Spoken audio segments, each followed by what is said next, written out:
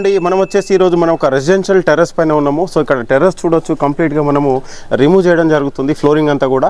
మరి ఈ ఫ్లోరింగ్ అనేది ఇట్ ఈస్ అబౌట్ ఒక 1100 SFT ఉంది. సో ఇది ఎందుకు రిమూవ్ చేయడం జరుగుతుంది, మరి ఇది రిమూవ్ చేసిన తర్వాత దీనికి ఎలాంటి ప్రాసెస్ ద్వారా మనం water proofing and flooring system provide చేస్తున్నాం మనం ఇక్కడ తెలుసుకుందాం. సో మెయిన్ ఆబ్జెక్టివ్ ఏంటంటే, మనం ఒక ఫ్లోరింగ్ని పగలగొట్టి తీయాల్సి వచ్చినప్పుడు ప్రాపర్గా మనం చెక్ చేసుకోవాలి. అంటే పగలగొట్టాల్సిన అవసరం ఉందా లేదా, సో పగలగొట్టాల్సి వస్తే ఏ కండిషన్లో దాన్ని బ్రేక్ చేయాలి అని ఇక్కడ చూద్దాం మనం. సో ఇక్కడ మనము ఈ ఫ్లోరింగ్ని ఎందుకు పగలగొట్టాల్సి వచ్చింది నేను ఇక్కడ మీకు టెస్ట్ చేసి చూపిస్తున్నాను, చూడొచ్చు. సో ఇది ఫ్లోరింగ్ కండిషన్ అంతా కూడా మనకి ఈ విధంగా క్రాక్ అయింది కంప్లీట్గా. ఈ క్రాక్ అయినంత మాత్రాన మనం ఫ్లోరింగ్ని పగలగొట్టి తీయాల్సిన అవసరం లేదు. ఎప్పుడైతే మనకు ఫ్లోరింగ్ అనేది హాలో సౌండ్, అంటే ఈ ఫ్లోరింగ్ అనేది మదర్ స్లాబ్ని వదిలేసింది, చూడొచ్చు.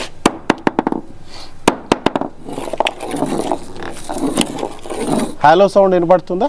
సో ఈ హాలో సౌండ్ రావడం వల్ల మనం ఫ్లోరింగ్ అనేది తీయాల్సిన డిసిషన్ తీసుకోవడం జరిగింది. ఎందుకంటే ఈ హాలో ఏరియాలో మనకి దీని కింద ఎయిర్ ఎంట్రాప్ అయింది. సో రేపు పొద్దున వర్షం వచ్చినప్పుడు ఆ ఎయిర్ పైకి వచ్చేసి లోపలికి వాటర్ వెళ్ళిపోతుంది. సో ఈ వాటర్ అంతా కూడా మనకి కంప్లీట్గా ఫ్లోరింగ్ అంతా కూడా స్ప్రెడ్ అయింది. సో ఇక్కడ చూడవచ్చు, ఈరోజు మార్నింగ్ మనకి వాటర్ ట్యాంక్ అనేది ఓవర్ఫ్లో కావడం జరిగింది. ఈ ఓవర్ఫ్లో అయినప్పుడు ఈ క్రాక్స్లో నుంచి వాటర్ వెళ్ళిపోయి దీని కింద అక్యుములేట్ అయింది. ఇది చూడవచ్చు ఇక్కడ. సో ఫ్లోరింగ్ కింద క్రాక్స్లో నుంచి ఫ్లోరింగ్ కింద స్ప్రెడ్ అయిపోయింది, ఇది మొత్తం స్ప్రెడ్ అయిపోయింది. సో ఇదంతా కూడా కంప్లీట్గా వెట్ అయింది. సో ఈ రీజన్ వల్ల మనకి ఇది కంప్లీట్గా రిమూవ్ చేసి అగైన్ మళ్ళీ మనం ఫ్లోరింగ్ చేయడం జరుగుతుంది. సో ఇది నార్మల్గా అందరు చేసే ప్రాసెసే. సో ఫ్లోరింగ్ క్రాక్ వచ్చి డీబాండ్ అయిందంటే పగలగొట్టి మళ్ళీ చేస్తారు. సో మళ్ళీ చేసినా కూడా సేమ్ రిపీట్ కాదని గ్యారంటీ ఏంటి? ఫస్ట్ ఆఫ్ ఆల్ ఇలాంటి ప్రాబ్లమ్స్కి అసలు ఎందుకు ఈ విధంగా జరిగింది, క్రాక్ ఎందుకు వచ్చింది, మరి మదర్ స్లాబ్ని ఎందుకు డీబాండ్ అయింది, అండ్ ఈ విధంగా ఎందుకు తీయాల్సి వచ్చింది, తీసి మళ్ళీ చేసిన తర్వాత ఫ్లోరింగ్ ఈ విధంగా మళ్ళీ ప్రాబ్లం అగైన్ మళ్ళీ క్రాక్ రాకుండా డీబాండ్ అవ్వకుండా మనం ఏ విధంగా ఇది చేసుకోవాలనేది సో ఈరోజు మనం క్లియర్గా ఈ వీడియోలో మనం చెప్పబోతున్నాం. ఇప్పుడు ఇక్కడ మనం చూస్తుంది ఈ ఫ్లోరింగ్ పగలగొట్టిన తర్వాత మనకి ఈ ఏరియా నుంచి తీసిన పీస్ ఇది.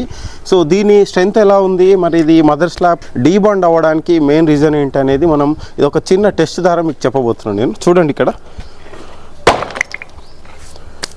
చూసారు కదా. సో ఫ్లోరింగ్ అంతా కూడా ముక్కలు అయిపోయింది. సో ఈ విధంగా అంటే దీంట్లో మనకి ఏదైతే మనము ఈ ప్రొటెక్షన్ కోసం చేసిన సిమెంట్ ఫ్లోరింగ్, సో ఇప్పుడు ఈ ఫ్లోరింగ్ అనేది చిన్న పీసెస్గా అయిపోయింది.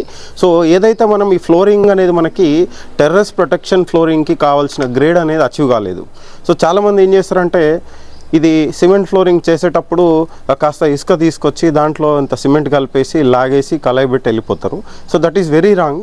సో ఫస్ట్ ఆఫ్ ఆల్ మనం అర్థం చేసుకోవాల్సింది ఏంటంటే, మనకి ఒక ఫ్లోరింగ్ చేయడానికి కావాల్సిన మిక్స్ డిజైన్ ఏంటి అంటే ఏ రేషియోలో సిమెంట్ తీసుకోవాలి, ఎంత ఇసుక తీసుకోవాలి, ఎంత సన్న కంకర తీసుకోవాలి, ఎంత వాటర్ యాడ్ చేయాలి. So that is very important. So this is called mix design. So ఇక proper proportionate of mix design తీసుకుంటే కనుక మనకి ప్రాపర్ గ్రేడ్ ఆఫ్ కాంక్రీట్ అనేది అచీవ్ అవుతుంది. సో అది మనకి అకార్డింగ్ టు మనకి థర్మల్ ఇంపాక్ట్, అంటే ఇప్పుడు which is exposed to all climatical condition. So అన్ని క్లైమేట్స్ని తట్టుకొని ఉండి క్రాక్ అవ్వకుండా ఉండాలి. సో అలాంటి ఫ్లోరింగ్ మనం చేయాలి అని అంటే డెఫినెట్గా మనకి దీనికి ఒక ప్రాపర్ సివిల్ ఇంజనీరింగ్ కోడ్ ఉంటుంది. ఆ కోడ్ ప్రకారంగా ఆ మిక్స్ డిజైన్ తీసుకొని ఆ ప్రపోర్షనేట్లో కనుక మనం మెటీరియల్స్ మిక్స్ చేసుకున్నట్లయితే మనం ఈ క్రాకింగ్ అండ్ డీబాండింగ్ అనేది అవాయిడ్ చేయొచ్చు. ఓకే, ఇప్పుడు ఎనీ మెటీరియల్ దానికి సమ్ ఎక్స్పాన్షన్ కాంట్రాక్షన్ ఉంటుంది. సో ఫ్లోరింగ్కి కూడా సిమెంట్ మెటీరియల్స్కి కూడా సర్టెన్ ఎక్స్పాన్షన్ కాంట్రాక్షన్ ప్రాపర్టీస్ ఉంటాయి. సో ఇప్పుడు మనకి కాంక్రీట్తో కంపేర్ చేస్తే నార్మల్ సిమెంట్ ఫ్లోరింగ్ అంటే సిమెంట్ ఇసుకకి ఫ్లోరింగ్ చేస్తే దాని ఎక్స్పాన్షన్ అనేది చాలా ఎక్కువ ఉంటుంది, స్ట్రెంత్ అనేది తక్కువ ఉంటుంది. సో అదే మనం కంకర యాడ్ చేసినట్లయితే ఆటోమేటిక్గా మనకి స్ట్రెంత్ అనేది పెరుగుతుంది, దాంట్లో మనకి ఈ థర్మల్ ఎక్స్పాన్షన్ కాంట్రాక్షన్ ప్రాపర్టీస్ తగ్గుతాయి.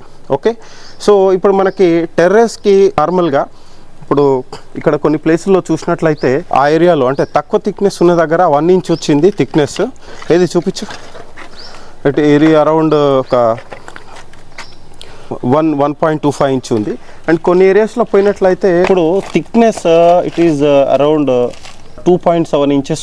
సో ఇప్పుడు మనకి చూసారు కదండి, ఈ థిక్నెస్ వచ్చేసి మనకి 2.7 ఇంచెస్ ఉంది. ఈ 2.7 ఇంచెస్ కూడా ఒక ఇంప్రాపర్ మిక్స్టేజ్ అని తీసుకొని దాన్ని వేయడం వల్ల ఏమైందంటే అది ఈ సన్ ఇంపాక్ట్కి థర్మల్ స్ట్రెస్సెస్ వల్ల క్రాక్ అయింది. నార్మల్గా అయితే ఇప్పుడు మనం ఈ ఫ్లోరింగ్ పగలగొట్టి తీసిన తర్వాత దీన్ని మళ్ళీ మనం వచ్చేసి ఇంటిగ్రేటెడ్ ప్రొటెక్షన్ స్క్రీడ్తో మనం ఫ్లోరింగ్ అనేది లెవెలింగ్ చేయడం జరుగుతుంది. సో దీనికి ఒక ప్రాపర్ మిక్స్ డిజైన్ ఉంటుంది M20 గ్రేడ్ స్క్రీడ్ కాంక్రీట్కి.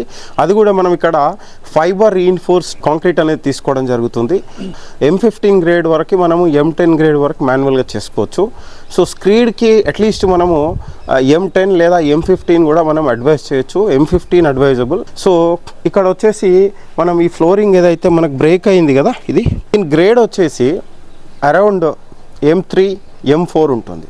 ఓకే, సో ఇప్పుడు మనకి ఎగ్జిస్టెడ్ కాంక్రీట్ స్లాబ్ ఉంది కదా, ఈ స్లాబ్ వచ్చేసి మనకి దాని గ్రేడ్ వచ్చేసి M20, స్లాబ్ వచ్చేసి M20 అండ్ దానిపైన చేసిన సిమెంట్ ఫ్లోరింగ్ వచ్చేసి M3 M4. సో రెండిటికి లాట్ ఆఫ్ ఉంది గ్రేడ్ ఆఫ్ కాంక్రీట్లో. సో ఇది మన ఎక్స్పోజ్డ్ టు క్లైమేట్, అంటే ఇప్పుడు టెంపరేచర్కి thermal expansion of the slab అనేది ఒక విధంగా ఉంటుంది అండ్ దానిపైన చేసిన సిమెంట్ ఫ్లోరింగ్ థర్మల్ ఎక్స్పాన్షన్ అనేది ఒకలాగా ఉంటుంది. సో రెండిటికి థర్మల్ ఎక్స్పాన్షన్ కాంట్రాక్షన్ మ్యాచ్ అవ్వదు. సో ఫ్లోరింగ్ ఒకలాగా రియాక్ట్ అవుతుంది అండ్ స్లాబ్ అనేది ఇంకొకలాగా రియాక్ట్ అవుతుంది. సో దీనివల్ల ఏమవుతుందంటే అవి రెండిటి మధ్యలో బాండింగ్ అనేది కోల్పోతుంది. సో ఇది ఎక్స్పాండ్ అయినప్పుడు ఈ రెండిటి మధ్యలో ఎక్స్పాన్షన్ కోఎఫిషియంట్ వేరియేషన్ వచ్చినప్పుడు రెండిటి మధ్యలో బాండింగ్ కోల్పోయి ఈ ఫ్లోరింగ్ అనేది ఇలా డీబాండ్ అయ్యి క్రాక్ అవుతుంది. సో క్రాక్ అయినప్పుడు మనకి దాని కింద ఎయిర్ ఎంట్రాప్ అవుతుంది అండ్ వాటర్ వెళ్తాయి వర్షం వచ్చినప్పుడు. సో ఇది లాంగ్ రన్ కంటిన్యూ అయితే ఏమవుతుందంటే మనకి లోపల సీలింగ్లో స్లాబ్లో ఉండే స్టీల్ అనేది రస్ట్ వస్తుంది. సో లాంగ్ రన్లో మనకి స్టీల్ రస్ట్ వచ్చిందంటే రస్ట్ ఒక దగ్గర ఆగదు, అది స్లాబ్ మొత్తం స్ప్రెడ్ అవుతుంది. సో దానివల్ల ఏమవుతుందంటే మనకి బిల్డింగ్ స్ట్రెంగ్త్ అనేది లాస్ అవుతుంది, డ్యూరబిలిటీ అనేది కోల్పోతుంది. సో దానికోసం ఫ్లోరింగ్ అనేది ఎవరు పడితే వాళ్ళు చేయలేరు అండ్ ఒకవేళ చేసినా కూడా ప్రాపర్ మిక్స్ డిజైన్ ఏంటి స్క్రీడ్ కాంక్రీట్కి తెలుసుకోవాలా అండ్ ఎలా చేయాలి అండ్ సర్ఫేస్ ప్రిపరేషన్ ఎలా చేయాలి. ఇక్కడ చూడొచ్చు, ఇది మెయిన్ డిబాండ్ అవ్వడానికి రీజన్ ఏంటంటే ఇదంతా కూడా మనకి ఈ బ్లాక్ అన్నది ఉన్నదంతా కూడా ఫంగస్. అంటే ప్రాపర్ సర్ఫేస్ ప్రిపరేషన్ చేయకుండా దీనిపైననే ఈ ఫ్లోరింగ్ అనేది చేయడం జరిగింది. సో చేయడం వల్ల ఇక్కడ ఇది బాండింగ్ అవ్వలేదు. So proper way of surface preparation దానికి proper high pressure jet wash equipments కనుక వాడినట్లయితే మనకి సర్ఫేస్ పైన ఉన్న ఫైన్ డస్ట్ పార్టికల్స్ కావచ్చు అండ్ ఫంగస్ ఆల్గే కావచ్చు మనం కంప్లీట్గా రిమూవ్ చేసుకోవచ్చు. సో అట్లాంటప్పుడు మనకి ఫ్లోరింగ్ అనేది దీనిపైన చేసే సిమెంట్ ఫ్లోరింగ్ అనేది ప్రాపర్ బాండింగ్ అనేది వస్తుంది. సో అదర్వైజ్ మనకి బాండింగ్ కోల్పోయే అవకాశం ఉంది. సో చాలామంది వాటర్ ప్రూఫింగ్ కాన్సెప్ట్లో ఎంతవరకు వాటర్ ప్రూఫింగ్ మీదనే ఫోకస్ చేస్తారు. సో నేనేం చెప్తున్నా అంటే మీరు పగలగొట్టి తీసేశారు, పాత స్లాబ్కి కొత్త ఫ్లోరింగ్ అనేది బాండింగ్ కావాలి. వాటర్ ప్రూఫింగ్ చేశారు అక్కడ వరకు ఓకే, నేను దాంట్లో ఏం రిమార్క్ లేదు. బట్ వాటర్ ప్రూఫింగ్ తర్వాత మళ్ళీ మనం ఫ్లోరింగ్ చేసేటప్పుడు ఓల్డ్ టు న్యూ అంటే పాత స్లాబ్కి కొత్త స్క్రీడ్ కాంక్రీట్ బాండ్ అవ్వడానికి ఒక బాండింగ్ ఏజెంట్ ఉంటుంది. సో SBR అంటే styrene butadiene rubber SBR bonding agent ఉంటుంది. సో దాంట్లో మనం సిమెంట్ కాంపోజిషన్లో మిక్స్ చేసుకొని స్లాబ్ పైన స్ప్రెడ్ చేసుకుంటా దానిపైన మనం ఫ్లోరింగ్ లాగడం జరుగుతుంది. సో అప్పుడు ఏంటంటే మనకి old new proper bonding mechanism అనేది మనకి డెవలప్ చేయొచ్చు. సో ఫర్దర్గా అది డీబాండ్ అయ్యే ఛాన్సెస్ తగ్గియచ్చు. డెఫినెట్గా సిమెంట్ అనేది పాతది కొత్తది అతికేయాలంటే నార్మల్గా అతకదు. సో డెఫినెట్గా దానికి సమ్ బాండింగ్ ప్రికాషన్స్ తీసుకున్నట్లయితే ఫ్లోరింగ్ అనేది డీబాండ్ కాకుండా ఉంటుంది. అండ్ దీనిపైన సిమెంట్ నేచర్ ఏంటంటే it is a rigid material, గట్టి పదార్థం. సో దానికి మనకి ఈ హీట్కి థర్మల్ ఎక్స్పాన్షన్ కాంట్రాక్షన్ వచ్చినప్పుడు కంట్రోల్ అయ్యే విధంగా మనం కంట్రోల్ జాయింట్స్ ప్రొవైడ్ చేయాలి. ఒకవేళ స్పాన్ పెద్దగా ఉంటే కనుక మనం గ్రూవ్స్ కట్ చేసుకోవాలి. లేదంటే మనం చిన్న ఏరియా అనుకోండి, అరౌండ్ ఇలా 1100 స్క్వేర్ ఫీట్ ఉంటే కనుక లైన్ డోరీ తోటి మనము లైన్స్ 2x2 లైన్స్ కొట్టుకోవాలి. సో గ్రిడ్ ప్యాటర్న్ లాగా మనం ప్రొవైడ్ చేసుకోవాలి. సో దీనివల్ల చాలామందికి ఒక అపోహ ఉంటుంది, ఈ లైన్స్ కొడితే ఈ సందులో మళ్ళీ గ్యాప్ క్రాక్ వస్తుంది, అందులోంచి వాటర్ వెళ్తాయని. మీరు లైన్స్ కొట్టకపోతే ఫ్లోరింగ్ దానికి ఇష్టం వచ్చినట్టుగా పగిలిపోతాయి. అండ్ లైన్స్ కొట్టడం వల్ల అడ్వాంటేజ్ ఏంటంటే అది మనకి థర్మల్ ఎక్స్పాన్షన్ కాంట్రాక్షన్ అనేది ఆ లైన్స్లో ఆ గ్రూవ్స్లో అడ్జస్ట్ అవుతుంది. సో ఫ్లోరింగ్ క్రాక్ అయ్యే ఛాన్సెస్ తగ్గుతుంది. సో లైన్స్ కొడితే క్రాక్ వస్తుంది అనేది అపోహ మాత్రమే. అది డెఫినెట్గా మనం లైన్స్ కంపల్సరీ కొట్టుకోవాలి to avoid the thermal cracks.